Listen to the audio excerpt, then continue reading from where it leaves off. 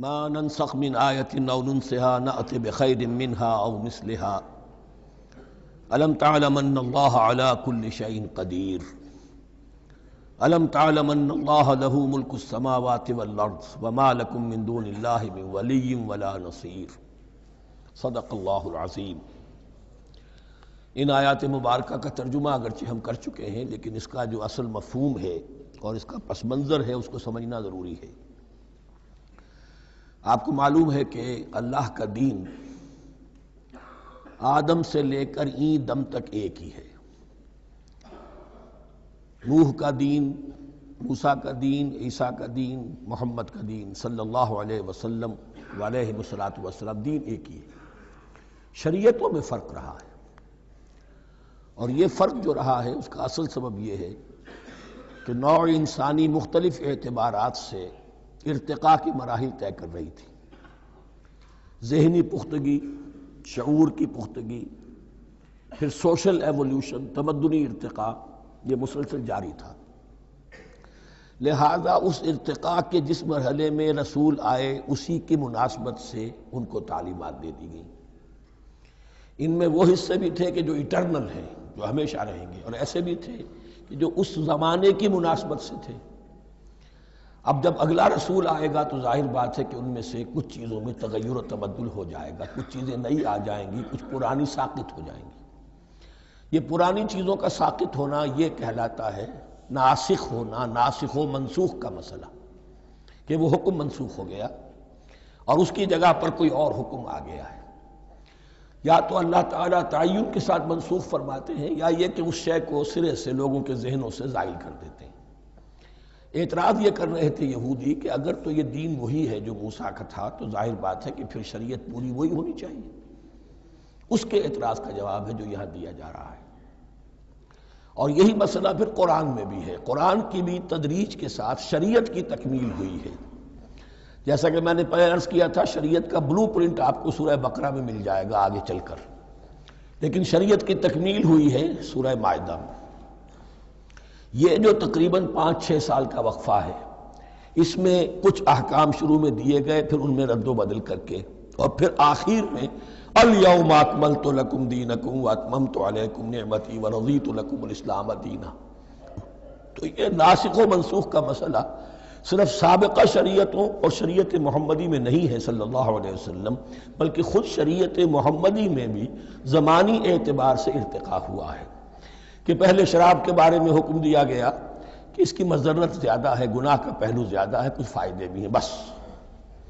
اس کے بعد آیا اگر شراب کے نشے میں ہو تو نماز مت پڑھو، نماز کے قریب مت جاؤ۔ سورہ مائدہ میں آخری حکم آ گیا، حل انتم منتہون، اب باز آتے ہو کہ نہیں آتے، حرام کر دیا گیا۔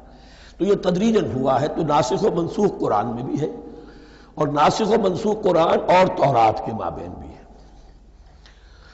تو ہم نہیں منسوخ کرتے کوئی آیت یا بھلوا دیتے ہیں اس کو، نأت بخیر منہا، ہم اس سے بھی بہتر لے آتے ہیں، او مثلہا، یا اس جیسی ہی۔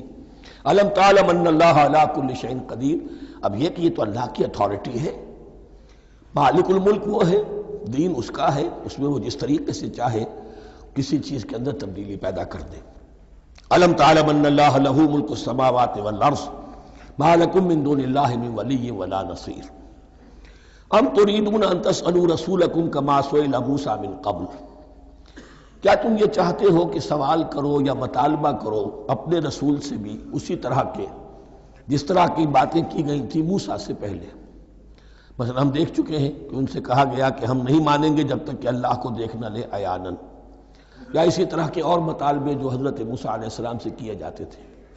یہاں مسلمانوں کو سکھایا جا رہا ہے کہ اس روش سے باز آؤ، ایسی بات تمہارے اندر پیدا نہیں ہونی چاہیے۔ وَمَن يَتَبَدَّلِ الْكُفْرَ بِالْإِيمَانِ فَقَدْ ضَلَّ سَوَاءَ السَّبِيلِ، ظاہر بات ہے ایسی حرکتیں بھی اب مسلمانوں میں سے بھی جو منافقین ان میں شامل تھے وہی کر رہے ہوں گے۔ اس لیے فرمایا کہ جو کوئی ایمان کو ہاتھ سے دے کر کفر کو لے لے گا، یعنی منافق کیونکہ دو طرفہ ہوتا ہے، اب اس کا بھی امکان ہوتا ہے کہ یکسو ہو جائے کفر کی طرف، اور اس کا بھی امکان ہوتا ہے کہ بالآخر یکسو ہو جائے ایمان کی طرف۔ مذبذبین بین ذالک کی کیفیت میں جو مبتلا ہے، اس کے دو یہ امکانات ہیں۔ تو جو کفر کی طرف جا کر مستقل طور پر راغب ہو گیا اس کا ذکر ہے۔ ومن یتبدل الکفر بالایمان فقد ضل سواء السبیل، تو وہ تو سیدھی راہ سے بھٹک گیا۔ ود کثیر من اہل الکتاب لو یردونکم من بعد ایمانکم کفارا، اہل کتاب میں سے بہت سے لوگ ہیں جو چاہتے ہیں کہ کسی طرح لوٹا کر لے جائیں تمہیں تمہارے ایمان کے بعد، پھر کفار بنا دیں۔ یہ ایسے ہی ہے کہ جیسے کسی بلی کی دم کٹ جائے تو وہ یہ چاہے گی کہ ساری بلیوں کی دمیں کٹ جائیں تاکہ وہ کوئی علیحدہ سے نمایاں نہ رہے۔ تو وہ چاہتے تھے کہ یہ چیزیں جو ہیں ان کو واپس لے آیا جائے، اہل ایمان کو بھی کفر میں لے آیا جائے، حسدا من عند انفسہم، اور یہ ان کا طرز عمل ان کے حسد کی وجہ سے کہ کیوں یہ نعمت جو ہے ان کو دے دی گئی۔ من بعد ما تبین لہم الحق، اس کے بعد کہ ان پر حق بالکل واضح ہو چکا ہے، وہ جان چکے ہیں، پہچان چکے ہیں، کسی مغالطے میں نہیں ہے، غلط فہمی میں نہیں ہے۔ فاعفوا واصفحوا، یہ بہت اہم ہے مقام۔ تو اے مسلمانوں تم معاف کرتے رہو اور صرف نظر سے کام لو۔ اس کا اصل مطلب کیا ہے؟ ابھی تو چونکہ مدنی دور کا آغاز ہو رہا ہے، ابھی کشمکش کے اور کشاکش کے اور مقابلے کے اور تصادم کے بڑے سخت مراحل آ رہے ہیں۔ چونکہ تمہارا سب سے پہلا جو محاذ ہے وہ تو کفار مکہ کے خلاف ہے، سب سے بڑھ کر وہی آئیں گے، تم پر حملے کریں گے، جنگیں ہوں گی، تو فوری طور پر یہ جو آستین کے سانپ ہیں ان کو ابھی چھیڑو مت، جب تک یہ پڑے رہیں ڈورمنٹ، انہیں پڑا رہنے دو۔ ایک وقت آئے گا، یہاں یوں سمجھیے کہ یہ حکم دیا رہا ہے فی الحال انہیں چھیڑو مت، ان کے طرز عمل کے بارے میں زیادہ توجہ نہ دو، فاعفو، معاف کرتے رہو، درگزر کرتے رہو۔ اور وصفحو کہتے ہیں، صفح کہتے ہیں ایک طرف کا، یہ صفح ہے، یہ ورق ہے، صرف نظر کر لینا، دیکھا اندیکھا کر لینا، نظر انداز کر دینا، حتی یاتی اللہ بامرہ، یہاں تک کہ اللہ اپنا فیصلہ لے آئے۔ ایک وقت آئے گا کہ پھر مسلمانوں کو غلبہ آخری حاصل ہو جائے گا، اور جب جو یہ باہر کے دشمن ہیں ان سے تم نبٹ لو گے، پھر یہ کہ ان اندرونی دشمنوں کے خلاف بھی تمہیں آپ آزادی دی جائے گی کہ ان کو بھی ان کے کیفر کردار تک پہنچا دو۔ ان اللہ علی کل شیء قدیر، یقیناً اللہ ہر چیز پر قادر ہے۔ واقیموا الصلاۃ وآتوا الزکاۃ، نماز قائم رکھو، زکوٰۃ دیتے رہو۔ وما تقدموا لانفسکم من خیر تجدوہ عند اللہ، اور جو کچھ بھی تم خیر میں سے، بھلائی میں سے اپنے لیے آگے بھیجو گے، کوئی مال خرچ کر رہے ہو تو خرچ کہاں ہو گیا؟ وہ تو اللہ کے ہاں ڈپازٹ ہو گیا، جمع ہو گیا، تو ڈیوائن بینک کے اندر۔ وما تقدموا لانفسکم من خیر تجدوہ عند اللہ، اسے اللہ کے پاس پاؤ گے۔ ان اللہ بما تعملون بصیر، یقیناً جو کچھ تم کر رہے ہو اللہ اسے دیکھ رہا ہے۔ وقالوا لن يدخل الجنة الا من كان هودا او نصارى، اب دیکھیے جب یہ نئی امت اب تشکیل پا رہی ہے تو یہودی اور نصرانی جو ایک دوسرے کے دشمن تھے مسلمانوں کے مقابلے میں جمع ہو گئے، انہوں نے کہنا یہ شروع کیا وقالوا لن يدخل الجنة، ہرگز نہیں داخل ہوگا جنت میں، الا من كان هودا او نصارى، سوائے اس کے جو یا تو یہودی ہو یا نصرانی ہو۔ جیسے ہمارے ہاں بھی ہوتا ہے، اہل حدیث کے مقابلے میں دیوبندی بریلوی جمع ہو جائیں گے، چاہے وہ آپس میں ایک دوسرے کے ساتھ جو بھی ان کا بیر ہے وہ اپنی جگہ ہے۔ اسی طریقے سے اہل تشیع کے مقابلے میں شاید اور جو ہے اہل سنت کے لوگ جمع ہو جائیں۔ تو ایک کامن اینمی جب آ جاتا ہے تو پھر یہ ہے کہ وہ لوگ جن کے اپنے اندر بڑی کنٹرڈکشنز ہیں وہ پھر ایک متحدہ محاذ بناتے ہیں۔ وقالوا لن يدخل الجنة الا من كان هودا او نصارى تلك امانيهم، یہ لفظ دوبارہ آ گیا، یہ ان کی خواہشات ہیں، من گھڑت خیالات ہیں، ان کی وشفل تھنکنگ ہے۔ قل هاتوا برهانكم ان كنتم صادقين، کہو ان سے لاؤ کوئی دلیل اگر تم سچے ہو، دلیل کتاب سے لاؤ، کہیں تورات میں لکھا ہے یہ، کہیں یہ انجیل میں لکھا ہے، جو تورات اور جو انجیل تمہارے پاس ہے اسی میں سے دکھا دو کہ یہ لکھا ہوا ہو، کہیں لکھا ہوا نہیں۔ اب یہاں پر وہ یونیورسل ٹروتھ آ رہا ہے، بلا من اسلم وجہہ للہ وہو محسن، کیوں نہیں، ہر وہ شخص کے جو اپنا چہرہ اللہ کے سامنے جھکا دے اور وہ محسن ہو، اس کا رویہ صدق پر، سچائی پر، حسن کردار پر مبنی ہو، سر کا جھکانا منافقانہ نہ ہو، جزوی نہ ہو کہ کچھ مانا کچھ نہیں مانا. بلا من اسلم وجہہ للہ وہو محسن فلہ اجرہ عند ربہ، تو اس کے لیے اس کا اجر محفوظ ہے اس کے رب کے پاس. فلا خوف علیہم ولا هم یحزنون، نہ ان پر کوئی خوف ہوگا اور نہ ہی وہ حزن سے دوچار ہوں گے. یہ دوسری آیت ہے کہ جس سے کچھ لوگوں نے استدلال کیا ہے کہ ایمان بالرسالت ضروری نہیں ہے. اب دیکھیے اس کا جواب وہی ہوگا. نمبر ایک تو یہ، ہر جگہ پر ساری چیزیں بیان نہیں کی جایا کرتی. کوئی چیز کہیں بیان کی گئی، کوئی کہیں بیان کی گئی ہے. کتاب کو لینا ہے تو پوری کو پوری ایک کتاب کی حیثیت سے. دوسرا یہ کہ یہ سارا سلسلہ کرام جو ہے، جو دو بریکٹس کے مابین آ رہا ہے، اس میں پہلے سے ہے وَآمِنُوا بِمَا أَنزَلْتُ مُصَدِّقًا لِمَا مَعَكُمْ وَلَا تَكُونُوا أَوَّلَ كَافِرٍ بِهِ. تو وہ تو ضرب کھا رہی ہے اس پورے کے پورے مضامین کے سلسلے سے جو ان دو بریکٹوں کے درمیان آ رہا ہے. اب دیکھیے، ایک طرف تو ان کا کہنا یہ تھا کہ جنت میں داخل نہیں ہوگا مگر وہی جو یہودی ہو یا نصرانی ہو. اب عمل کیا ہے؟ وَقَالَتِ الْيَهُودُ لَيْسَتِ النَّصَارَىٰ عَلَىٰ شَيْءٍ، یہودی کہتے ہیں نصارہ کی کوئی حیثیت نہیں، کوئی بنیاد نہیں، کوئی جڑ نہیں. وقالت النصارى ليست اليهود على شيء، اور نصارہ کہتے ہیں کہ یہود کی کوئی بنیاد نہیں، بے بنیاد لوگ ہیں، کوئی حقیقت ان کی حقانیت ہے ہی نہیں. وهم يتلون الكتاب، اور مزہ یہ ہے کہ دونوں ایک کتاب پڑھ رہے ہیں. اولڈ ٹیسٹمنٹ تو مشترک ہے یہودیوں میں اور عیسائیوں میں، یہ بہت اہم نکتہ ہے. اور جدید عیسائیت میں جو ایک بہت بڑی طاقت ابھر رہی ہے امریکہ میں، وہ ہے کہ جو یہ عیسائیت کو جیوڈائز کر رہی ہے. کیونکہ رومن کیتھولک مذہب جو تھا اس نے تو چونکہ گویا کہ سارا رشتہ توڑ لیا تھا بائبل سے، سارا اختیار پوپ کے ہاتھ میں آ گیا تھا. لیکن پروٹیسٹنٹس نے پھر بائبل کو قبول کیا. اب اس کی منطقی انتہا یہ کہ اولڈ ٹیسٹمنٹ کے اوپر بھی اب ان کی توجہ ہو رہی ہے کہ آخر یہ بھی تو ہم مانتے ہیں کہ ہماری کتاب ہے، اور اس میں جو کچھ لکھا ہے اس کو نظر انداز کیسے کر سکتے ہیں. تو حال ہی میں ہم نے جو ایک سیمینار کیا تھا امریکہ میں، جس میں ایک یہودی عالم بھی آئے تھے، ایک عیسائی بھی آئے تھے، اور مسلمانوں کی طرف سے بھی ہمارے ایک ساتھی بلال کوشل نے بات کی تھی.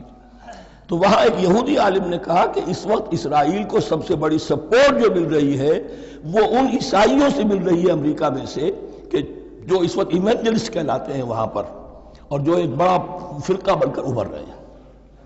بہرحال یہ ان کا طرز عمل ہے. وَهُمْ يَتْلُونَ الْكِتَابَ، اور وہ دونوں کے دونوں کتاب کے پڑھنے والے ہیں. كَذَلِكَ قَالَ الَّذِينَ لَا يَعْلَمُونَ مِثْلَ قَوْلِهِمْ، اسی طرح کہا تھا ان لوگوں نے کہ جو کچھ بھی نہیں جانتے انہی کی سی بات کہی تھی، یعنی یہ اشارہ ہے مشرکین مکہ کی طرف. فَاللَّهُ يَحْكُمُ بَيْنَهُمْ يَوْمَ الْقِيَامَةِ فِيمَا كَانُوا فِيهِ يَخْتَلِفُونَ، تو اللہ تعالیٰ فیصلہ کر دے گا ان کے مابین قیامت کے دن ان تمام باتوں کا جن میں کہ یہ اختلاف کر رہے تھے. وَمَنْ أَظْلَمُ مِمَّنْ مَنَعَ مَسَاجِدَ اللَّهِ أَنْ يُذْكَرَ فِيهَا اسْمُهُ وَسَعَىٰ فِي خَرَابِهَا. اب دیکھیے یہاں جو بقیہ یہ آیات آ رہی ہیں، تو اگرچہ خطاب تو ہے وہ بریکٹس کے مابین، خطاب بنی اسرائیل، لیکن اب یہاں کچھ ریفرنسز اہل مکہ کی طرف شروع ہو گئے ہیں. اور اس کے بعد سے حضرت ابراہیم کا تذکرہ آئے گا، پھر تحویل قبلہ کا ذکر آئے گا. تحویل قبلہ میں ظاہر بات ہے کہ وہ قبلہ جو ہے وہ مشرکین مکہ کے قبضے میں تھا اس وقت. اس حوالے سے ریلیونٹ کچھ مضامین جو ہیں اس کی تمہید باندھی جا رہی ہے. یہ ساری تمہید ہے جو آگے آنے والا مضمون ہے تحویل قبلہ، جو علامت تھی اس بات کی کہ اب وہ سابقہ امت مسلمہ معزول کر دی گئی اور نئی امت محمد صلی اللہ علیہ وسلم اس مقام پر نصب کر دی گئی، انسٹال کر دی گئی. اس کے حوالے سے جو مسئلے اٹھیں گے اسی لیے قال الذین لا یعلمون مثل قولہم، میں نے عرض کیا کہ یہ مشرکین مکہ کی طرف اشارہ ہے. وَمَنْ أَظْلَمُ مِمَّنْ مَنَعَ مَسَاجِدَ اللَّهِ يُذْكَرَ فِيهَا اسْمُهُ، اس سے بڑھ کر ظالم کون ہوگا جو اللہ تعالیٰ کی مسجدوں سے لوگوں کو روکے کہ وہ اس میں اس کا نام لے سکے. چونکہ مشرکین مکہ نے مسلمانوں کو محروم کر دیا تھا حرم سے، اب وہاں جانے کی ان کو اجازت نہیں تھی. سن 6 میں حضور گئے بھی ہیں، تب بھی یہ کہ صلح حدیبیہ ہو گئی، واپس آنا پڑا، عمرہ کرنے کی اجازت نہیں ملی. سن 7 میں پھر ہوا ہے. تو یہ 7 برس بہت شاہ گزرے ہیں محمد الرسول اللہ صلی اللہ علیہ وسلم اور اہل ایمان پر. اب یہاں ذکر ہو رہا ہے ان کا، قریش کا۔ وَمَنْ أَظْلَمُ مِمَّنْ مَنَعَ مَسَاجِدَ اللَّهِ أَنْ يُذْكَرَ فِيهَا اسْمُهُ وَسَعَىٰ فِي خَرَابِهَا، اور وہ اس کی تخریب میں لگے ہوئے ہیں۔ یہ خراب تخریب سے اسی سے بنا ہے۔ یہ تخریب دو طرح کی ہوتی ہے، ایک ظاہری تخریب ہوتی ہے کسی مسجد کو گرا دینا، اور ایک ظاہری نہیں باطنی معنوی ہوتی ہے۔ وہ جو تخریب ہے وہ یہ ہے کہ توحید کی بجائے اسے شرک کا اڈا بنا دیا ہے۔ وہ تو دنیا کے بتکدوں میں پہلا وہ گھر خدا کا، ہم اس کے پاسباں ہیں، وہ پاسباں ہمارا، 360 بت رکھ دیے گئے اس گھر میں لا کر، جو ابراہیم نے تعبیر کیا تھا توحید خالص کے لیے۔ وَسَعَىٰ فِي خَرَابِهَا، یہ لفظ ذرا نوٹ کر لیجئے، یہ ایک حدیث میں بھی آیا ہے، بڑی دلدوز حدیث ہے، اور میں چاہتا ہوں کہ آپ اسے ذہن میں رکھیں۔ حضور نے فرمایا یوشک ان یاتی علی الناس زمان، اندیشہ ہے کہ لوگوں پر یعنی میری امت پر ایک زمانہ ایسا بھی آ جائے گا، اب گنتے جائیے، لا یبقى من الاسلام الا اسمہ، اسلام میں سے اس کے نام کے سوا کچھ نہیں بچے گا، ولا یبقى من القرآن الا رسمہ، قرآن میں سے اس کے رسم الخط، الفاظ اور حروف کے سوا کچھ نہیں بچے گا۔ اسی کی اللہ تعالیٰ نے ضمانت دی ہے، یہ محفوظ رہے گا رسم عثمانی۔ مساجدہم عامرۃ، ان کی مسجدیں آباد تو بہت ہوں گی، وہی خراب من الہدی، ہدایت سے خالی ہو جائیں گے۔ یہ خراب کے لفظ سے ہی خراب من الہدی، وعلماؤہم شر الناس تحت ادیم السماء، اور ان کے علماء آسمان کی چھت کے نیچے کی بدترین انسان ہیں۔ من عندہم تخرج الفتنۃ وفیہم تعود، فتنہ انہی کے اندر سے برآمد ہوگا اور انہی میں گھس جائے گا، یعنی ان کا کام فتنہ انگیزی، مخالفت، جنگ و جدال، بھڑکانا، اپنے اپنے فرقے کے لوگوں کے جذبات کو بھڑکاتے رہنا اور مسلمانوں کے اندر اختلافات کو ہوا دینا، یہی ان کا کام رہ جائے گا۔ آج جن کو ہم علماء کہتے ہیں ان کی عظیم اکثریت اس کیفیت سے دوچار ہو چکی ہے۔ جب مذہب اور دین پیشہ بن جائے تو کوئی خیر اس میں باقی نہیں رہتا۔ یہ دین اور مذہب پیشہ نہیں تھا، اسلام میں کوئی پیشوائیت نہیں، اسلام میں کوئی پاپائیت نہیں، اسلام میں کوئی برہمنزم نہیں، اسلام تو ایک کھلا، ہر شخص کتاب اللہ پڑھے، ہر شخص عربی سیکھے، ہر شخص کو امامت کے قابل ہونا چاہیے، ہر شخص اپنی بچی کا نکاح خود پڑھائے، ہر شخص اپنے والد کا جنازہ خود پڑھے۔ یہ جو ہم نے پیشہ بنا دیا ہے اور پھر انہیں پیسے دیتے، ظاہر بات ہے کہ پھر اس پیشے کے اندر تو پیشے میں عیب نہیں، رکھیے نہ فرہاد کو نام، پھر تو پیشہ میں تو جو کچھ پیشہ ورانہ چشمکیں ہوتی ہیں اور جو خباثتیں ہوتی ہیں وہ آتی ہیں۔ لیکن ساتھ ہی یہ بات واضح رہے کہ علماء حق سے دنیا خالی نہیں ہوگی، علماء حق بھی ہیں، لیکن کسی کے ماتھے پر لکھا ہوا نہیں ہوتا کہ یہ علماء حقانی میں سے اور یہ علماء سو میں سے ہے۔ باقی یہ صحیح بات ہے کہ اکثریت ادھر جا چکی ہے، ورنہ امت کا بیڑا غرق نہ ہوتا، سیدھی سیدھی بات۔ یہ بیڑا غرق ہوا ہے تو آخر کوئی سبب ہے۔ اولئک ما کان لہم ان یدخلوها الا خائفین، ایسے لوگوں کو تو سوائے اس کے ان کا کوئی مقام نہیں ہے کہ انہیں داخل ہونے کی بھی اجازت نہیں ہونی چاہیے اس میں، یعنی اللہ کی مسجدوں میں، مگر خوف زدہ ہو کر، ڈر کر۔ لہم فی الدنیا خزی، ان کے لیے دنیا میں بھی رسوائی اور ذلت ہے، لہم فی الآخرۃ عذاب عظیم، اور آخرت میں ان کے لیے عذاب عظیم ہے۔ وللہ المشرق والمغرب، اب دیکھیے تمہید ہو رہی ہے تحویل قبلہ کے لیے۔ اب ظاہر بات ہے کہ بڑی حساس جو ہے وہ ایک کیفیت تھی یہ تو یروشلم کے ساتھ جن کو دلچسپی تھی اور ان کے دلوں میں اس کی عقیدت تھی، مکہ مکرمہ اور بیت اللہ کے ساتھ جن کو دلچسپی تھی اور ان کے دلوں میں اس کی عقیدت تھی، تو اس حوالے سے یہ قبلہ بدلنا، اور 2 دفعہ بدلا ہے قبلہ۔ پہلے آ کے مدینے میں حضور نے یروشلم کی طرف 16 مہینے نماز پڑھی اور پھر تحویل قبلہ ہوا، تو اب اس میں کئی امتحان ہو گئے، وہ آگے آ جائے گا، لیکن اس کی تمہید باندھی جا رہی ہے۔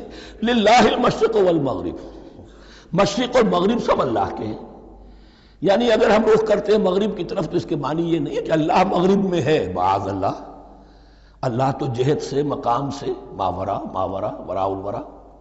یہ تو یہ ہے کہ ایک یکسانیت پیدا کرنے کے لیے، اجتماعی رنگ دینے کے لیے ایک چیز کو قبلہ بنا دیا، علامت ہے۔ غالب نے ٹھیک کہا ہے، قبلے کو اہل نظر قبلہ نما کہتے ہیں۔ قبلہ جو ہے وہ مسجود تو نہیں ہے پرے سرحد ادراک سے اپنا مسجود، قبلے کو اہل نظر قبلہ نما کہتے ہیں۔ للہ المشرق والمغرب فینما تولوا فثم وجہ اللہ، جدھر بھی تم رخ کرو گے وہ اللہ ہی کا رخ ہے۔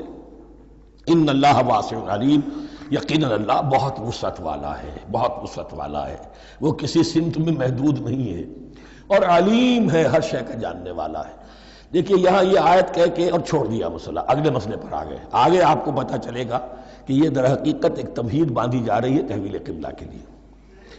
وقالوا اتخذ اللہ ولدا سبحانہ، اور ان میں وہ بھی ہیں، اب ظاہر بات ہے یہاں پھر اشارہ ہو رہا ہے وہ اہل مکہ کی طرف، جنہوں نے یہ کہا ہے کہ اللہ نے اولاد اپنے لیے اختیار کی، یعنی وہ کہتے تھے کہ یہ جو فرشتے ہیں یہ اللہ کی بیٹیاں ہیں، نصارہ کہتے تھے کہ حضرت مسیح اللہ کے بیٹے ہیں، اور یہودیوں کا بھی ایک گروہ ایسا تھا جو حضرت عزیر کو اللہ کا بیٹا کہتا تھا۔ بل لہ ما فی السماوات والارض، نہیں، آسمانوں اور زمین میں جو کچھ ہے اسی کی ملکیت ہے، سب مخلوق ہیں، مملوک ہیں، خالق اور مالک صرف وہ ہے۔ کل لہ قانتون، اور سب کے سب اس کے فرما بردار ہیں، بڑے سے بڑا رسول، بڑے سے بڑا ولی، بڑے سے بڑا فرشتہ، بڑے سے بڑے اجرام سماویہ، سب کل لہ قانتون، بدیع السماوات والارض، وہ آسمان اور زمین کو پیدا کرنے والا ہے بغیر کسی شے کے۔ یہ ابداع اور خلق، ان میں فرق ہے۔ ابداع، بلکہ شاہ ولی اللہ دہلوی نے حجت اللہ البالغہ کا جو پہلا چیپٹر ہے اس کو یہی 3 عنوان دیے ہیں۔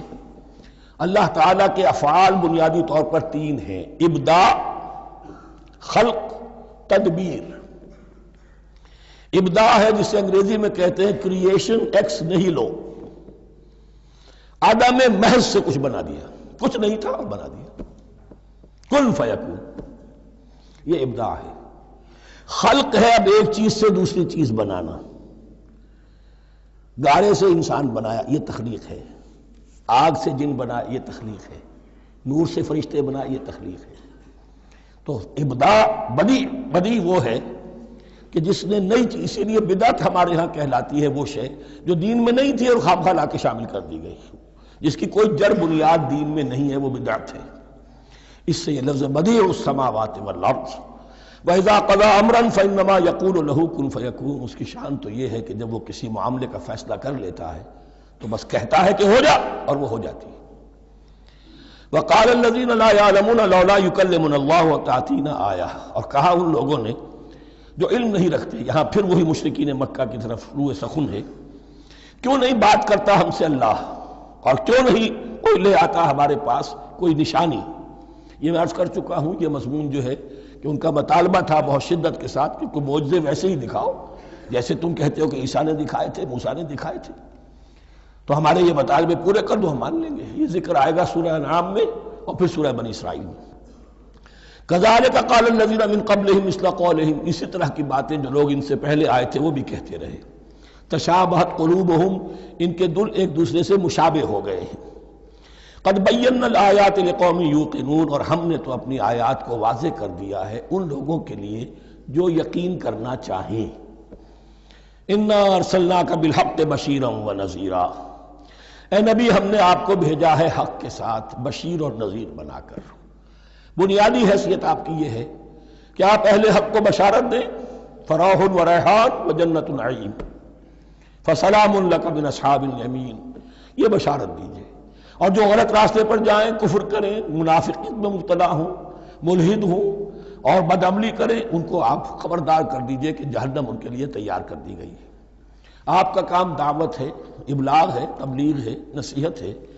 وَلَا تُسْأَلُ عَنْ أَصْحَابِ الْجَحِيمِ، آپ سے سوال نہیں کیا جائے گا جہنمیوں کے بارے میں کہ اے محمد یہ کیوں جہنم میں پہنچ گئے، ہم نے تمہیں بھیجا تھا، تمہارے ہوتے ہوئے یہ جہنمی کیوں ہو گئے؟ نہیں، یہ آپ کی ذمہ داری نہیں ہے۔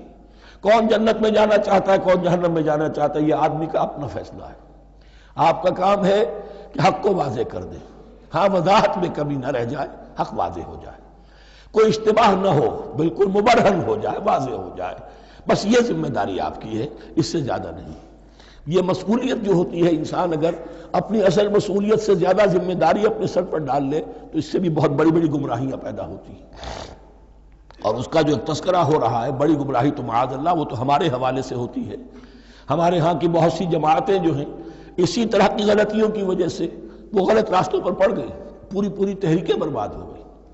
لیکن یہاں بھی حضور کا معاملہ کیا ہو رہا تھا کہ حضور چاہتے تھے کہ کسی طرح یہ علماء یہود ایمان لے آئیں۔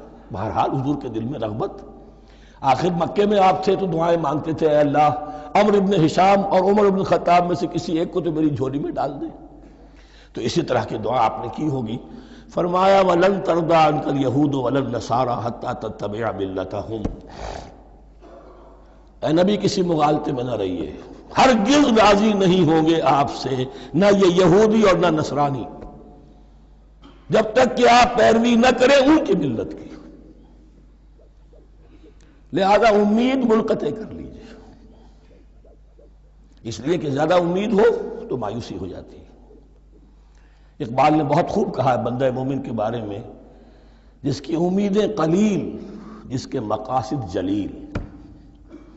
مقصد اونچا لیکن امید قلیل رکھیے، اللہ چاہے گا تو ہو جائے گا، نہیں چاہے گا تو میرا کام تو اپنی حد تک اپنا فرض ادا کر دینا ہے۔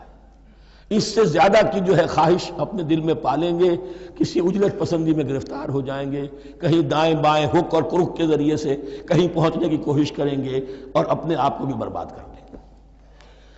لن ترضى عنك اليهود ولا النصارى حتى تتبع ملتهم قل ان هدى الله هو الهدى، کہہ دیجئے دیکھو ہدایت تو ہے اللہ کی ہدایت۔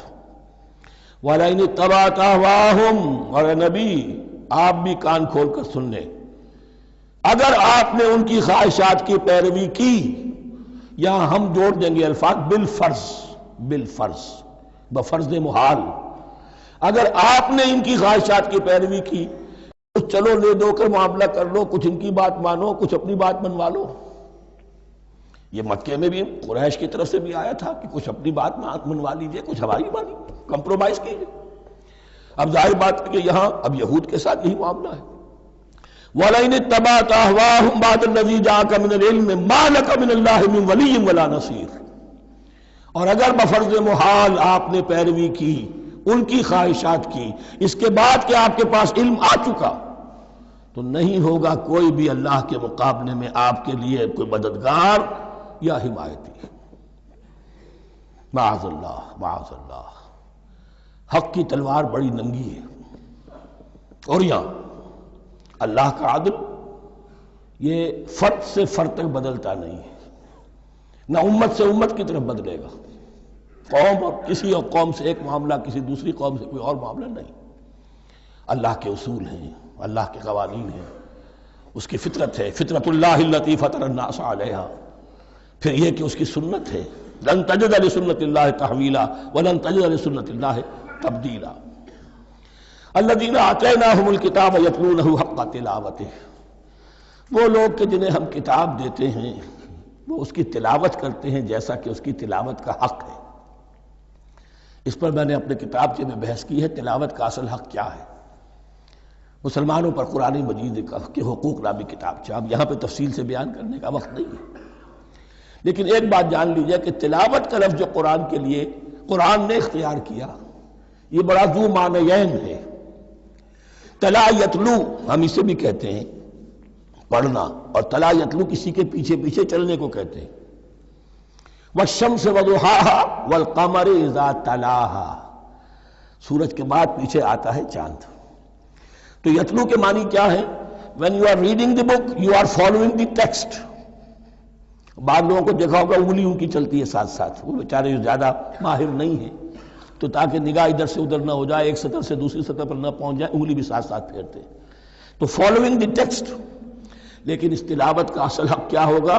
جب آپ اس کتاب کو فالو کریں، اسے اپنا امام بنائیں، اس کے پیچھے چلیں، اس کا اتباع کریں، اس کی پیروی کریں، جس کی کہ دعا ہم کرتے ہیں وَاجْعَلْهُ لَنَا إِمَامًا وَنُورًا وَهُدًى وَرَحْمَةً، تو اللہ تو بنائے گا ہمارا امام اس کو اسی وقت جب کہ ہم فیصلہ کر لیں کہ ہم اس کتاب کے پیچھے چلیں گے۔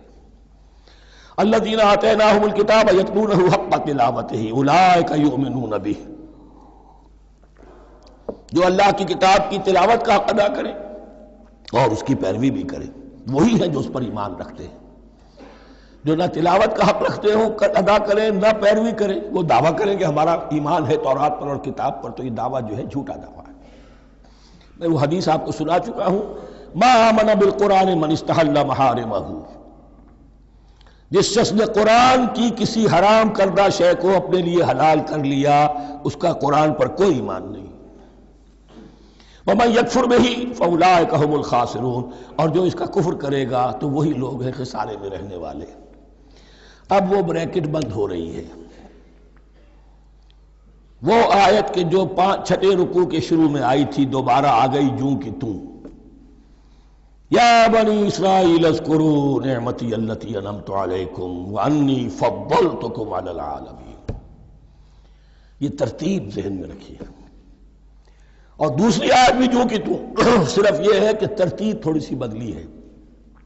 بریکٹ یوں بناتے ہیں تو اس کی چونچ ادھر ہوتی ہے تو اس کی چونچ ادھر ہوتی ہے، تو اسی طریقے سے ذہن میں رکھیے کہ دوسری آیت کی ترتیب تھوڑی سی بدل دی ہے، درمیانی، اور وہ بھی درمیان میں چونچ والا معاملہ جو ہوتا ہے۔ وَاتَّقُوا يَوْمًا لَا تَجْزِي نَفْسٌ عَن نَفْسٍ شَيْئًا، یہ تو جو کہ تو وہی ہے، ڈرو اس دن سے جس دن کوئی جان کسی دوسری جان کے کام نہ آ سکے گی۔ وَلَا يُقْبَلُ مِنْهَا عَدْلٌ، وہاں کیا تھا وَلَا يُقْبَلُ مِنْهَا شَفَاعَةٌ، یہاں کیا آیا وَلَا يُقْبَلُ مِنْهَا عَدْلٌ، نہ اس سے کوئی فدیہ قبول کیا جائے گا۔ وَلَا تَنْفَعُهَا شَفَاعَةٌ، یہ شفاعت بعد میں لے آئے، عدل پہلے لے آئے، وہاں شفاعت پہلے ہے عدل بعد میں، بس یہ تبدیلی ہے۔ وَلَا هُمْ يُنصَرُونَ، اور یہ پھر جو کا تو وہی جو پہلی آیت میں تھا، جو چھٹے رکوع کی دوسری آیت ختم ہوئی، نہیں انہیں کوئی مدد مل سکے گی۔ یہ جو حصہ تھا جو تقریباً 10 رکوعوں پر مشتمل تھا، سورہ بقرہ کے 18 رکوع کہ جن میں روح سخن ہے سابقہ امت مسلمہ کی طرف۔ 4 رکوع بڑے عموم کے حامل تھے، لیکن بین السطور وہاں بھی اشارے موجود تھے، روح سخن جو تھا وہ بنی اسرائیل کی طرف۔ 10 رکوعوں میں صراحت کے ساتھ ساری گفتگو انہی سے ہے، الا یہ کہ ایک جگہ مسلمانوں سے خطاب کر لیا، کچھ آخر میں اہل مکہ کا تذکرہ بھی ہو گیا۔ اب اس کے بعد ذکر شروع ہو رہا ہے حضرت ابراہیم علیہ السلام کا۔ وہ بات سمجھ لیجئے کہ کیا وجہ ہے اس کی۔ دیکھیے حضرت ابراہیم کی نسل کی یہ 2 شاخیں چلی، ویسے تو 3 ہیں۔ عام طور پر لوگوں کے علم میں ہے کہ 2 بیویاں تھیں، حضرت ہاجرہ سے حضرت اسماعیل پیدا ہوئے، بڑے تھے، حضرت سارہ سے حضرت اسحاق، ان کے بیٹے یعقوب، یعقوب کے 12 بیٹے بنی اسرائیل۔ حضرت اسماعیل کو حضرت ابراہیم نے آباد کیا خانہ کعبہ کے پاس لا کر، بوادٍ غیر ذی زرع، تو وہاں یہ جو ایک نسل چلی۔ لیکن نبوت جو ہے حضرت ابراہیم کے بعد حضرت اسماعیل کو تو ملی، اس کے بعد مسلسل یوں سمجھیے کہ تقریباً 3000 کا فصل ہے سالوں کا کہ کوئی نبوت اس شاخ میں نہیں آئی۔ نبوت کا سلسلہ چلا دوسری شاخ میں، حضرت یعقوب، حضرت اسحاق، حضرت یعقوب، حضرت یوسف، چلتے جائیے، اور پھر حضرت موسیٰ اور عیسیٰ سے شروع ہو کر حضرت موسیٰ اور ہارون سے شروع ہو کر حضرت عیسیٰ اور یحییٰ تک 1400 برس مسلسل۔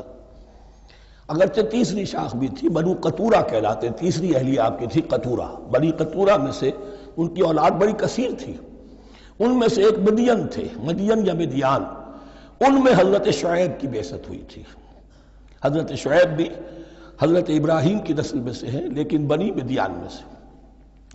بہرحال اب چونکہ حضور کی بعثت ہوئی بنی اسماعیل میں، ادھر بنی اسرائیل ہیں، ان سے یہ خطاب ہو رہا ہے سابقہ امت مسلمہ، اور اب یہ امامت الناس منتقل ہونے والی ہے بنی اسرائیل سے بنی اسماعیل کو۔ تو اب اگر اس انتقال کے وقت نقل، اگر وہ جو کامن فیکٹر ہے اس کا تذکرہ کیا جائے تو بات آسان ہو جائے گی۔ ابراہیم ہی تو جد امجد ہے نا تمہارے، تم یعقوب کی اولاد ہو ٹھیک ہے، لیکن یعقوب کس کے بیٹے تھے؟ اسحاق کس کے بیٹے تھے؟ ابراہیم کے۔ تو یہ دوسری نسل بھی تو ابراہیم ہی کی ہے۔ اس حوالے سے ان کے لیے سہل بنایا جا رہا ہے کہ بات کو سمجھو۔ یہ صرف یہ ہے کہ 2 پیڑھی اوپر جا کر مل گئے اور لانا خیر سنگا، اور حضرت ابراہیم نے خانہ کعبہ کی تعمیر کی، اور اسے اب مرکز بنانا ہے اہل توحید کا، لہذا یہ ساری گفتگو اب شروع ہو رہی ہے۔ 4 رکوع اب وہ ہیں 15ویں سے شروع ہو کر 18ویں تک، جن کا اصل مضمون ہے تحویل قبلہ۔ وَإِذِ ابْتَلَىٰ إِبْرَاهِيمَ رَبُّهُ بِكَلِمَاتٍ فَأَتَمَّهُنَّ، اور ذرا یاد کرو جب ابراہیم کو آزمایا اس کے رب نے بہت سی باتوں میں۔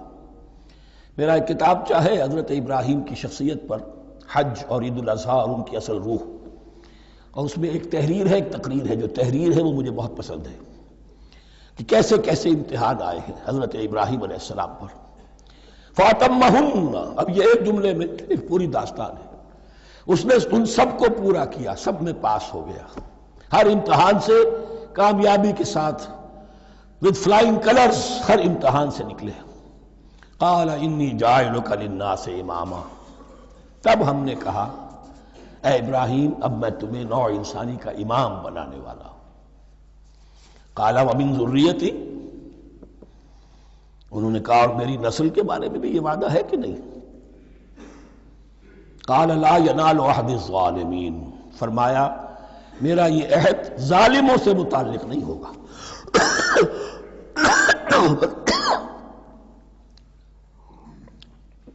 مطلب کیا ہوا کہ تمہاری نسل میں سے جو صاحب ایمان ہوں گے، نیک ہوں گے، سیدھے راستے پر چلیں گے، ان سے ہمارا وعدہ ہے، لیکن نسلیت کی بنیاد پر نہیں ہے کہ جو بھی تمہاری نسل میں سے لازماً وہ اس وعدے کا مصداق بن جائے۔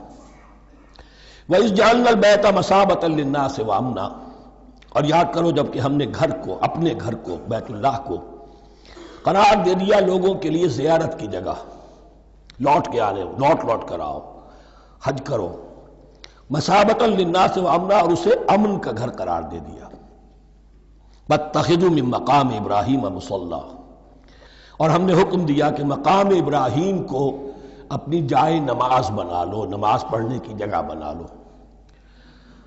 آج کل تو بعض علماء نے یہ کہا ہے کہ مقام ابراہیم سے مراد کوئی خاص پتھر نہیں ہے، بلکہ اصل میں وہ تو پوری جگہ جو تھی وہ مقام ابراہیم، حضرت ابراہیم وہاں آباد ہوئے تھے۔ لیکن صحیح بات وہی ہے جو ہمارے سلف سے چلی آ رہی ہے، روایات پختہ ہیں اس کے بارے میں کہ جس طریقے سے حجر اسود جنت سے آیا ہے، ایسے ہی یہ بھی ایک پتھر تھا کہ جو جنت سے لایا گیا حضرت ابراہیم کے لیے جب وہ تعمیر کر رہے تھے، کوئی اور ذرائع تو ابھی تھے ہی نہیں، اس کے اوپر وہ کھڑے ہوتے تھے اور یہ پتھر ہی اونچا ہوتا جاتا تھا خود۔ اب جیسے جیسے تعمیر اوپر جا رہی ہے تو اس کے لیے یہ پتھر اونچا ہوتا تھا، وہ پتھر ہے جو مقام ابراہیم اب بھی محفوظ ہے، اور وہاں پر پھر طواف کر کے کعبے کا مکمل، پھر اس کے آس پاس جو ہے 2 رکعت جو ہے وہ ادا کی جاتی ہے نماز۔ وَعَهِدْنَا إِلَىٰ إِبْرَاهِيمَ وَإِسْمَاعِيلَ أَن طَهِّرَا بَيْتِيَ لِلطَّائِفِينَ وَالْعَاكِفِينَ وَالرُّكَّعِ السُّجُودِ، اور ہم نے عہد لے لیا تھا ابراہیم اور اسماعیل سے کہ تم دونوں ہمارے اس گھر کو، بیتیا میرے اس گھر کو پاک رکھو۔ اب یہ تطہیر بھی دونوں طرح کی ہوگی، ظاہری صفائی بھی ہو، گند نہ ہو، تاکہ زائر آئیں تو ان کے دلوں میں جو کدورت پیدا نہ ہو، کوفت نہ ہو، کھلی فضا ہو، صاف رکھو۔ اور تطہیر باطنی، وہاں توحید کا چرچا ہو، کوئی اور کفر اور شرک جو ہے وہ نہ آنے پائے۔ ان طہرا بیتی للطائفین والعاکفین، طواف کرنے والوں کے لیے، اعتکاف کرنے والوں کے لیے، والرکع السجود، اور رکوع اور سجود کرنے والوں کے لیے۔ وَإِذْ قَالَ إِبْرَاهِيمُ رَبِّ اجْعَلْ هَٰذَا بَلَدًا آمِنًا وَارْزُقْ أَهْلَهُ مِنَ الثَّمَرَاتِ مَنْ آمَنَ مِنْهُمْ بِاللَّهِ وَالْيَوْمِ الْآخِرِ، اور یاد کرو جب کہ ابراہیم نے کہا تھا اے میرے پروردگار اس گھر کو امن کی جگہ بنا دے، اور اس کے رہنے والوں، اس کے ہاں آباد ہونے والوں کو یعنی بنی اسماعیل کے لیے ان کو رزق عطا فرما، میووں کا اور پھلوں کا۔ من آمن منہم باللہ والیوم الآخر، اب یہاں حضرت ابراہیم خود رک گئے کہ میں اپنی ساری اولاد کے لیے یہ دعا نہ کروں، اس لیے کہ وہاں روک دیا گیا تھا لا ینال عہد الظالمین۔ تو جو بھی ان میں سے ایمان اور عمل صالح والے ہوں اور یوم آخر پر ایمان رکھتے ہوں، اجعل هذا البلد آمنا وارزق اهله من الثمرات من آمن منهم بالله واليوم الآخر۔ اب یہاں دیکھیے اللہ تعالیٰ نے گویا کہ ہم کہیں گے ازرہ شفقت مسکراتے ہوئے گویا کہ فرمایا کہ ابراہیم قال ومن کفر، تمہاری اولاد میں سے جو کفر کرے گا فأمتعه قلیلا، اس کو بھی میں دنیا کا ساز و سامان تو دوں گا، امامت میں شامل نہیں کر سکتا، لیکن یہ کہ دنیاوی طور پر مال و متاع جو ہے وہ ان کو بھی میں دوں گا۔ ومن کفر فأمتعه قلیلا ثم اضطره الى عذاب النار، ہاں پھر اسے کشاں کشاں لے آؤں گا جہنم کے عذاب کی طرف، وبئس المصیر، اور وہ بہت ہی بری جگہ ہے لوٹنے کی۔ وَإِذْ يَرْفَعُ إِبْرَاهِيمُ الْقَوَاعِدَ مِنَ الْبَيْتِ وَإِسْمَاعِيلُ، اور یاد کرو جب کہ ابراہیم اٹھا رہے تھے ہمارے گھر کی بنیادوں کو، اور اسماعیل، باپ بیٹا دونوں لگے ہوئے تھے۔ یہاں لفظ جو قواعد آیا ہے اس کو نوٹ کیجئے، قواعد قاعدے کی جمع ہے اور یہ بنیادوں کو کہا جاتا ہے، اور اس میں اشارہ ہے حضرت ابراہیم اصل معمار اور بانی نہیں ہے کعبے کے، کعبہ بنایا ہے حضرت آدم نے۔ ان اول بیت وضع للناس للذی ببکہ، پہلا گھر۔ اب کیسے ممکن تھا حضرت آدم علیہ السلام کے زمانے سے لے کر اور حضرت ابراہیم تک کم و بیش جو ہے 4000 برس ہے، عام اندازہ جو ہے تورات کا اگر آپ لگائیں تو کوئی مسجد نہیں بنی ہوگی کیا؟ یہ پہلا گھر ہے، پہلا وہ گھر خدا کا۔ تو اس کی بنیادیں رہ گئی تھیں، باقی وہ امتداد زمانہ سے، اور چونکہ یہ سیلاب کا راستہ تھا، سیلاب کی وجہ سے وہ سب جو ہے دیواریں بہہ گئی تھیں، صرف بنیادیں تھیں۔ ان بنیادوں کو پھر وَإِذْ بَوَّأْنَا لِإِبْرَاهِيمَ مَكَانَ الْبَيْتِ، یہ سورہ حج میں جا کر مضمون تفصیل سے آئے گا۔ اب میں آئے گا کہتا ہوں، آ چکا ہے حقیقت کے اعتبار سے، اس لیے کہ یہ ساری مکی صورتیں ہیں جو نازل ہو چکی ہیں سورہ بقرہ سے بہت پہلے۔ تو جب وہ ان بنیادوں کو اٹھا رہے تھے تو دعائیں مانگ رہے تھے، ربنا تقبل منا انک انت السمیع العلیم، اے رب ہماری اس کوشش کو، ہماری اس مشقت کو، محنت کو قبول فرما۔ باہر گھر بنا رہے ہیں، پتھر اٹھا اٹھا کر لا رہے ہیں، حضرت اسماعیل کی عمر اس وقت لگ بھگ 13 برس ہے، ہاتھ بٹا رہے ہیں۔ ربنا تقبل منا انک انت السمیع العلیم، اے رب ہماری اس کوشش کو شرف قبول عطا فرما، یقیناً تو سب کچھ سننے والا اور جاننے والا ہے۔ ربنا وجعلنا مسلمین لک، اور اے رب ہمیں اپنا فرما بردار بنائے رکھ۔ نوٹ کیجئے ابراہیم کہہ رہے ہیں، تو میں اور آپ اگر مطمئن ہو جائیں کہ میری موت لازماً حق پر ہوگی تو بہت بڑا دھوکہ ہے۔ ڈرتے رہنا چاہیے، اللہ کی پناہ طلب کرتے رہنا چاہیے۔ ربنا وجعلنا مسلمین لک، اے اللہ ہم دونوں کو اپنا فرما بردار بنائے رکھ، ومن ذریتنا امۃ مسلمۃ لک، اور ہم دونوں کی نسل میں سے اٹھائیو برپا کی جو ایک امت جو تیری فرما بردار امت ہو۔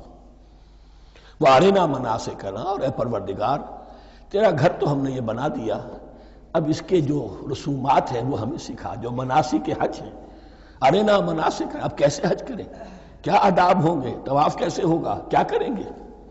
وتب علینا، اور ہم پر اپنی شفقت کی نظر فرما، انک انت التواب الرحیم، یقیناً تو ہی ہے بہت ہی زیادہ توبہ کا قبول فرمانے والا اور شفقت کے ساتھ رجوع کرنے والا اور رحم فرمانے والا۔ ربنا وبعث فیہم رسولا منہم،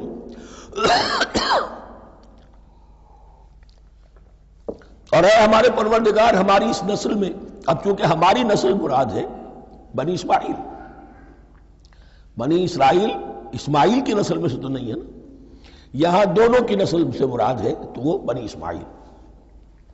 ہماری اس نسل میں اٹھائیو ایک رسول انہی میں سے، باہر کا نہ ہو، کوئی مغایرت کا، اجنبیت کا پردہ حائل نہ ہو۔ وہ کیا کرے، یتلو علیہم آیاتک، تیری آیات ان کو پڑھ کر سنائے، وَيُعَلِّمُهُمُ الْكِتَابَ وَالْحِکْمَةَ، اور صرف سنائے نہیں، تعلیم دے انہیں کتاب اور حکمت کی۔ صرف سنا دینا تو بہت آسان کام ہے، سکھانا، تعلیم دینا، دلوں میں بٹھانا، اور حکمت، وَيُزَكِّيهِمْ، اور ان کو پاک کرے، ان کا تزکیہ کرے، ان کے دلوں میں تیری محبت اور آخرت کی طلب کے سوا کوئی طلب باقی نہ رہنے دے۔ انک انت العزیز الحکیم، یقیناً پروردگار تو ہی ہے زبردست اور کمال حکمت والا۔ وَمَن يَرْغَبُ عَن مِّلَّةِ إِبْرَاهِيمَ إِلَّا مَن سَفِهَ نَفْسَهُ، اور ایسا شخص کون سا ہوگا جو ابراہیم کے طریقے سے منہ موڑے۔ یہ رغبت کا لفظ عربی زبان میں دونوں طرف جاتا ہے، رغبہ الہ، کسی شے کی طرف رغبت ہونا، محبت ہونا، میلان ہونا، اور رغبہ عن، کسی شے سے متنفر ہونا، کسی شے سے ابا کرنا، اس کو چھوڑ دینا۔ وَمَن يَرْغَبُ عَن مِّلَّةِ إِبْرَاهِيمَ إِلَّا مَن سَفِهَ نَفْسَهُ، سوائے اس کے جس نے اپنے آپ کو حماقت ہی میں مبتلا کرنے کا فیصلہ کر لیا ہو. اور کون ہوگا جو ابراہیم کے طریقے سے منہ موڑے؟ وَلَقَدِ اسْتَفَيْنَاهُ فِي الدُّنْيَا، اور ہم نے تو اسے دنیا میں بھی پسند کر لیا تھا، چن لیا تھا. وَإِنَّهُ فِي الْآخِرَةِ لَمِنَ الصَّالِحِينَ، اور یقیناً آخرت میں بھی وہ ہمارے صالح بندوں میں سے ہوں گے. اِذْ قَالَ لَهُ رَبُّهُ أَسْلِمْ قَالَ أَسْلَمْتُ لِرَبِّ الْعَالَمِينَ. جب کہا اس سے اس کے پروردگار نے کہ مانو میرا حکم، اس نے کہا پروردگار قبول ہے تیرا حکم، یہاں تک کہ ذبح کرو بیٹے کو. حاضر. یہ آخری امتحان تھا، آخری. 100 برس کی عمر میں، 87 برس کی عمر میں دعائیں مانگ مانگ کر بیٹا لیا تھا اسماعیل. حضرت سارہ کے ہاں کوئی اولاد نہیں ہوئی تھی. اب وہ 13 برس کا تھا، بازو بن گیا تھا، اور اس وقت ذبح کرنے کا حکم آیا. جب بھی کہا ہم نے مانو ہمارا حکم، قال اسلمت لرب العالمین. اللہ تعالی ہمیں بھی توفیق دے کہ اس کی پیروی کریں. وَوَصَّىٰ بِهَا إِبْرَاهِيمُ بَنِيهِ وَيَعْقُوبُ، اور اسی کی وصیت کی تھی ابراہیم نے بھی اپنے بیٹوں کو اور یعقوب نے بھی. یا بنی، وہ کیا تھی نصیحت؟ اے میرے بیٹو، ان اللہ اصطفیٰ لکم الدین، دیکھو اللہ نے تمہارے لیے دین کو پسند فرما لیا ہے. کون سا دین؟ فلا تموتن الا وانتم مسلمون، اور دیکھنا موت نہ آنے پائے مگر فرما برداری کی حالت میں. یہی بات آئے گی سورہ آل عمران میں مسلمانوں سے خطاب کر کے، یا ایھا الذین آمنوا اتقوا اللہ حق تقاتہ ولا تموتن الا وانتم مسلمون، اور ان الدین عند اللہ الاسلام ومن یبتغ غیر الاسلام دینا فلن یقبل منہ. ام کنتم شہداء اذ حضر یعقوب الموت، کیا تم اس وقت موجود تھے جب یعقوب کی موت کا وقت آیا؟ جب آدم کی یعقوب پر موت، یہ لفظی ترجمہ ہوگا. اذ حضر یعقوب الموت اذ قال لبنیہ ما تعبدون من بعدی، حضرت یعقوب نے اپنے سارے بیٹوں کو جمع کیا، 12 کے 12، اور مصر میں پہنچ چکے تھے یہ حضرت یوسف علیہ السلام کے ذریعے سے، جو سورہ یوسف میں ساری کہانی آئے گی. وہاں انتقال ہوا تو انہوں نے اپنے بیٹوں کو جمع کیا. اذ قال لبنیہ ما تعبدون من بعدی، میرے بعد تم کس کی پوجا کرو گے، کس کی پرستش کرو گے؟ یہ بات نہیں تھی کہ انہیں معلوم نہیں تھا، لیکن یہ کہ ایک میثاق، قول و قرار اور پختہ کرنے کے لیے.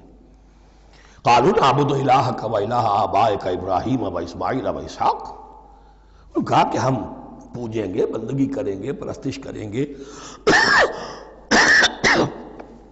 آپ کے معبود کی اور آپ کے آبا ابراہیم، اسماعیل اور اسحاق کے معبود کی. اور یہ کوئی مختلف معبود نہیں ہے، الہ واحدہ، وہ تو ایک ہی الہ ہے. وَنَحْنُ لَهُ مُسْلِمُونَ، ہم اس کے لیے اس کے سامنے سر جھکاتے ہیں، اسی کی فرما برداری کا اقرار کرتے ہیں. تِلْكَ أُمَّةٌ قَدْ خَلَتْ، یہ آیت 2 مرتبہ آئے گی اسی رکوع میں. یہ ایک گروہ تھا انسانوں کا جو گزر گیا، ابراہیم، اسماعیل، اسحاق، یعقوب، ان کی اولاد. قد خلت، وہ گزر گئے. لہا ما کسبت ولکم ما کسبتم، ان کے لیے تھا جو انہوں نے کمایا، اور تمہارے لیے ہوگا جو تم کماؤ گے. یعنی یہاں پدرم سلطان بود کا کوئی مقام نہیں ہے.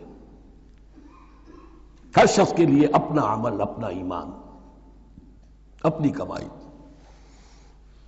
وَلَا تُسْأَلُونَ عَمَّا كَانُوا يَعْمَلُونَ، تم سے یہ نہیں پوچھا جائے گا کہ وہ کیا کرتے تھے، تم سے پوچھا جائے گا تم کیا کر کے لائے ہو. تو راچے ہے پدرم سلطان بود، تو راچے ہے. تم کیا ہو بھائی، تو اپنی بات کرو، باپ تمہارا سلطان تھا، ہوگا. وَقَالُوا كُونُوا هُودًا أَوْ نَصَارَىٰ تَهْتَدُوا، لیکن اس پس منظر میں اب ان کی خباثت کو نمایاں کیا جا رہا ہے کہ یہ تو تھی وصیت ابراہیم کی اور یعقوب کی، اور اس وقت کے یہود و نصارہ کا کیا رویہ ہے؟ قَالُوا كُونُوا هُودًا أَوْ نَصَارَىٰ تَهْتَدُوا، وہی متحدہ محاذ حضور کے خلاف. یا تو یہودی، انہوں نے کہا کہ یا یہودی ہو جاؤ یا نصرانی تو ہدایت پر ہو جاؤ گے. قُلْ بَلْ مِلَّةَ إِبْرَاهِيمَ حَنِيفًا، کہہ دیجئے نہیں، بل نتبع، ہم تو نتبع یہاں پر محذوف مانی ہے، بل نتبع ملت ابراہیم حنیفا، نہیں ہم تو پیروی کریں گے ابراہیم کے طریقے کی بالکل یکسو ہو کر. وما کان من المشرکین، اور وہ مشرکوں میں سے نہیں تھے. قولوا آمنا باللہ، اب یہاں مسلمانوں کو حکم دیا جا رہا ہے. دیکھو تم ان کے جو کچھ وہ کہتے ہیں اس کے جواب میں تم یہ کہو، قولوا کہو آمنا باللہ، ہم ایمان رکھتے ہیں اللہ پر، وما انزل الینا، اور جو کچھ نازل کیا گیا ہماری جانب، وما انزل الی ابراہیم و اسماعیل و اسحاق و یعقوب، اور جو کچھ نازل کیا گیا ابراہیم اور اسماعیل اور اسحاق اور یعقوب کی طرف، والاسباط، اور ان کی اولاد کی طرف، وما اوتی موسیٰ و عیسیٰ، اور جو کچھ دیا گیا موسیٰ کو اور عیسیٰ کو، وما اوتی النبیون من ربہم، اور جو کچھ دیا گیا تمام نبیوں کو ان کے رب کی طرف سے. لا نفرق بین احد منہم، ہم ان میں سے کسی کے مابین تفریق نہیں کرتے، ہم سب کو مانتے ہیں. دیکھیے ایک ہے تفضیل، کسی کو ایک کو زیادہ افضل سمجھنا دوسرے سے، یہ اور بات ہے. وہ تو سورہ آل عمران میں آئے گا تلک الرسل فضلنا بعضهم علی بعض. تفریق یہ کہ ایک کو مانے ایک کو نہ مانے. ان رسولوں میں سے ایک کا انکار سب کا انکار ہے. لا نفرق بین احد منہم ونحن له مسلمون، اور ہم نے تو اسی کی فرما برداری کا قلادہ اپنی گردن میں ڈال دیا ہے. فَإِنْ آمَنُوا بِمِثْلِ مَا آمَنْتُمْ، پھر اے مسلمانوں اگر یہ بھی ایمان لائیں یہود اور نصارہ بالکل اسی طرح جیسے تم ایمان لائے ہو، نو کمپرومائز، ٹھیک ٹھیک وہی دین اختیار کریں، وہی راستہ جو کہ محمد کے ذریعے سے تمہیں دیا گیا صلی اللہ علیہ وسلم. فَإِنْ آمَنُوا بِمِثْلِ مَا آمَنْتُمْ بِهِ فَقَدْ اهْتَدَوْا، تب وہ ہدایت پر ہوں گے. وَإِنْ تَوَلَّوْا، اور اگر وہ پیٹھ موڑ لیں، فَإِنَّمَا هُمْ فِي شِقَاقٍ، تو اس کے معنی یہ ہیں کہ وہ زدم زدہ میں اور دشمنی کے اندر وہ مبتلا ہو چکے ہیں. فَسَيَكْفِيكَهُمُ اللَّهُ، تو اے نبی آپ کے لیے ان کے مقابلے میں اللہ کافی رہے گا، آپ فکر نہ کریں. آپ کسی کمپرومائز کی دعوت کی طرف توجہ ہی نہ دیں. کچھ دو کا معاملہ سوچیں بھی نہ، ان کی مخالفتوں سے آپ مرعوب نہ ہوں، ان کی دھمکیوں کا کوئی اثر نہ لیں. فَسَيَكْفِيكَهُمُ اللَّهُ، اللہ کافی رہے گا آپ کے لیے ان سب کے مقابلے میں. وَهُوَ السَّمِيعُ الْعَلِيمُ، اور یقیناً وہ سب کچھ سننے والا اور جاننے والا ہے. ایسا نہیں ہے کہ اسے معلوم نہ ہو کہ آپ اس وقت کن حالات میں ہیں، کیسی مشکلات میں ہیں، کس طرح کی نازک صورتحال دن بدن جو ہے شکل بدل رہی ہے، لیکن آپ قائم رہیں.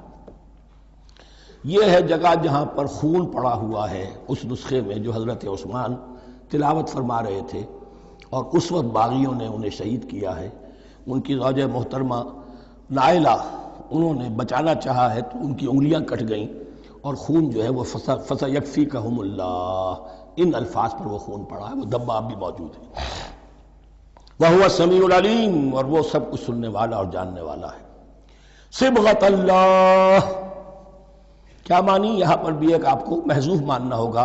اخترنا صبغۃ اللہ، ہم نے تو اختیار کر لیا ہے اللہ کے رنگ کو. وَمَنْ أَحْسَنُ مِنَ اللَّهِ صِبْغَةً وَنَحْنُ لَهُ عَابِدُونَ، اور اللہ سے بہتر رنگ کس کا ہوگا، اور ہم تو بس اسی کی بندگی، اسی کی پرستش کرنے والے ہیں. قُلْ أَتُحَاجُّونَنَا فِي اللَّهِ وَهُوَ رَبُّنَا وَرَبُّكُمْ، اے نبی ان سے کہیے کہ کیا تم ہم سے محاجہ کر رہے ہو، حجت بازی کر رہے ہو، جھگڑ رہے ہو، دلیل بازی کر رہے ہو اللہ کے بارے میں؟ وَهُوَ رَبُّنَا وَرَبُّكُمْ، وہ تو ہمارا رب بھی ہے تمہارا رب بھی ہے. رب تو ایک ہے، رب بھی ایک، اس کا دین بھی ایک. ہاں شریعتوں میں فرق ہوا. قُلْ أَتُحَاجُّونَنَا فِي اللَّهِ وَهُوَ رَبُّنَا وَرَبُّكُمْ وَلَنَا أَعْمَالُنَا وَلَكُمْ أَعْمَالُكُمْ، رب تو ہمارا بھی وہ تمہارا بھی وہ، البتہ ہمارے لیے ہوں گے ہمارے عمل، تمہارے لیے ہوں گے تمہارے عمل. وَنَحْنُ لَهُ مُخْلِصُونَ، اور ہم تو اس کے لیے اپنے آپ کو خالص کر لینے والے ہیں. یہ ذرا 3 الفاظ یہاں پہ نوٹ کر لیجئے، یہ میرے اور آپ کے لیے لمحہ فکریہ ہیں. نحن لہو مسلمون، 136ویں آیت اس پر ختم ہوئی. ہم اس کے سامنے سر تسلیم خم کرتے ہیں، ان میں سے تو ہم بھی شامل ہیں. نحن لہو عابدون، آیت نمبر 138. ہم اس کی بندگی کرنے والے ہیں، اسی کی بندگی کرنے والے ہیں. تو صرف اسلام نہیں، عبادت اور ٹوٹل عبادت، ٹوٹل بندگی، پوری زندگی میں اس کے ہر حکم کی پیروی اور اطاعت۔ اس سے آگے بات آئی وَنَحْنُ لَهُ مُخْلِصُونَ، یہ عبادت اخلاص کے ساتھ نہیں ہے تو منافقت ہے۔ اس عبادت سے کوئی دنیا کی منفعت پیش نظر نہ ہو، سوداگری نہیں، یہ عبادت خدا کی ہے۔ دنیا بنانا، دنیا کمانا، دین کو ذریعہ بنانا، اس سے بڑا، اس سے بڑی اور اس سے گری ہوئی کوئی حرکت نہیں۔ اخلاص، حضور نے فرمایا من صلی یرائی فقد اشرکا ومن صام یرائی فقد اشرکا ومن تصدق یرائی فقد اشرکا، جس نے نماز پڑھی دکھاوے کے لیے اس نے شرک کیا، جس نے روزہ رکھا دکھاوے کے لیے اس نے شرک کیا، اور جس نے صدقہ خیرات دیا دکھاوے کے لیے اس نے شرک کیا۔ وَنَحْنُ لَهُ مُخْلِصُونَ، نَحْنُ لَهُ مُسْلِمُونَ، نَحْنُ لَهُ عَابِدُونَ، نَحْنُ لَهُ مُخْلِصُونَ۔ اللهم ربنا اجعلنا منهم، اللهم ربنا اجعلنا منهم۔ ام تقولون ان ابراہیم واسماعیل واسحاق ویعقوب والاسباط كانوا هودا او نصارا، کیا تمہارا کہنا یہ ہے کہ ابراہیم اور اسماعیل اور اسحاق اور یعقوب اور ان کی اولاد یہودی تھے یا نصرانی تھے؟ تم جو کہتے ہو کہ یا یہودی ہو جاؤ یا نصرانی تب ہدایت پاؤ گے، تو ابراہیم یہودی تھے یا نصرانی؟ اور اسحاق اور یعقوب اور یوسف اور موسیٰ اور عیسیٰ یہ کون تھے؟ یہی بات آج مسلمانوں کو سوچنی چاہیے۔ محمد الرسول اللہ اور ان کے اصحاب دیوبندی تھے یا بریلوی تھے یا اہل حدیث تھے یا شیعہ تھے یا سنی تھے؟ ان تقسیموں سے اوپر ہونے کی ضرورت ہے۔ اللہ کے ساتھ اخلاص کا تقاضا یہ ہے، ٹھیک ہے ایک فقہی مسلک کے اعتبار سے ایک شخص کسی مسلک کی پیروی کر رہا ہے، لیکن اپنے آپ کو اس سے آئیڈینٹیفائی کرانا اور اس مسلک کو مقدم رکھنا دین پر، اور اس مسلک ہی کے لیے محنت اور مشقت اور بھاگ دوڑ تبلیغ ہو رہی ہے اسی کی، یہ چیز بالکل اس اصل حقیقت کے خلاف ہے کہ جو اللہ کے دین نے ہمیں سکھائی۔ ام تقولون ان ابراہیم و اسماعیل و اسحاق و یعقوب والاسباط كانوا هودا او نصارا قل انتم اعلم ام اللہ، کہیے ان سے کہ تم زیادہ جانتے ہو یا اللہ زیادہ جانتا ہے۔ ومن اظلم ممن كتم شہادۃ عنده من اللہ، کان کھول کر سن لو، اس سے بڑھ کر ظالم کون ہوگا جس نے اللہ کی ایک گواہی جو اس کے پاس تھی اسے چھپا لیا۔ تمہارے پاس گواہیاں ہیں، علماء یہود جانتے تھے یہ اللہ کے رسول ہیں جن کے ہم منتظر تھے، اس گواہی کو چھپائے بیٹھے۔ ومن اظلم ممن كتم شہادۃ عنده من اللہ وما اللہ بغافل عما تعملون، اور اللہ ہرگز غافل نہیں ہے کہ اس سے جو تم کر رہے ہو۔ تلک امۃ قد خلت، یہ گروہ مقدس جماعت تھی یہ جس کے یہ گلے سرسبت تھے، یہ گزر گئے۔ لہا ما کسبت ولکم ما کسبتم، جو کمائی انہوں نے کی، جو عمل انہوں نے کمائے وہ ان کے لیے، تمہارے لیے نہیں۔ تمہارے لیے وہ ہوگا جو تم کماؤ گے۔ ولا تسألون عما كانوا يعملون، اور تم سے ان کے عمل کے بارے میں نہیں پوچھا جائے گا کہ انہوں نے کیا کیا، تم سے سوال یہ ہوگا کہ تم نے کیا کیا۔ بارک اللہ لی ولکم فی القرآن العظیم ونفعنی وإیاکم بالآیات والذکر الحکیم۔